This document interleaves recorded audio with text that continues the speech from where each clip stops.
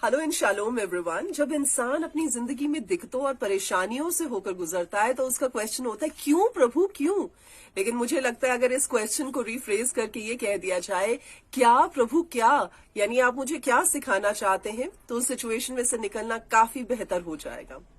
देखिए यशायाह नबी की किताब 40 के 28 में ऐसा लिखा है, परमेश्वर कहते हैं क्या तुमने नहीं सुना है, क्या तुम नहीं जानते हो कि परमेश्वर जो है वो एवरलास्टिंग गॉड है, वो अनंत से अनंत काल के परमेश्वर है और वही है क्रिएटर जिन्होंने धरती को और सारी चीजों को बनाया है। और परमेश्वर ना तो कभी फेंट होते हैं, ना ही कभी थकते हैं, ना ही कभी ऊबते हैं। और प्रभु की सोच, प्रभु की थॉट्स जो है वो अनसर्चेबल है। जब हम समझ ही नहीं सकते कि परमेश्वर क्या सोच रहे हैं तो कैसे हम इस बात को कह सकते हैं कि प्रभु शायद मेरे बारे में सोचते नहीं है।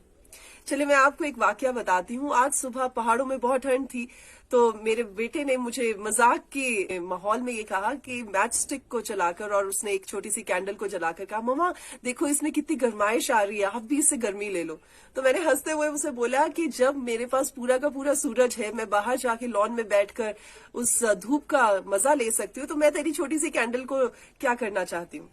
वैसे ही जो बात मैं आपको समझाना चाहती हूँ कि कई बार जब हम परमेश्वर की बातों को, थॉट्स को समझ नहीं पाते तो हम अपनी उस छोटी सी सोच, छोटी सी लिमिटेशंस के साथ परमेश्वर को लिमिट करने की कोशिश करते हैं और उसके मुताबिक अपनी जिंदगी को जीने की और सिचुएशंस को हैंडल करने की कोशिश करते हैं। लेकिन जब हमारे पास परमेश्वर की असीमित सोच, परमेश्वर ही हमारे पास मौजूद है, तो हमें क्यों उन चीजों का सहारा लेने की जरूरत पड़े। जबकि परमेश्वर का वचन ये भी बताता है कि जब हम तारामंडल को देखते हैं, आकाश को देखते हैं और इन सब चीजों को जो सेलेस्टियल बॉडीज परमेश्वर ने बनाई हैं देखते हैं, तो एक बार को हमारे मन में आता है कि इंसान आखिर है ही क्या कि परमेश्वर उसका ध्यान रखते हैं, उसकी केयर करते हैं। लेकिन फिर भी परमेश्वर ने एवरलास्टिंग किंग होने के बावजूद भी, क्रिएटर लॉर्ड होने के बावजूद भी ह्यूमैनिटी के साथ एक नाता रखा है, रिश्ता रखा है, और वो है एक पिता और बच्चों का रिश्ता। तो आज मैं आपको ये कह के एनकरेज करना चाहती हूँ कि आप परमेश्वर को लिमिट मत करें।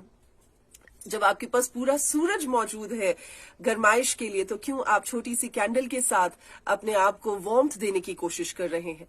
आप अपने कामों को, अपनी बातों को परमेश्वर को सरेंडर करें और प्रभु को ही उन चीजों को हैंडल करते हुए अपनी विक्ट्री को परमेश्वर की ओर से हासिल करें। So God bless you with this message. आमीन।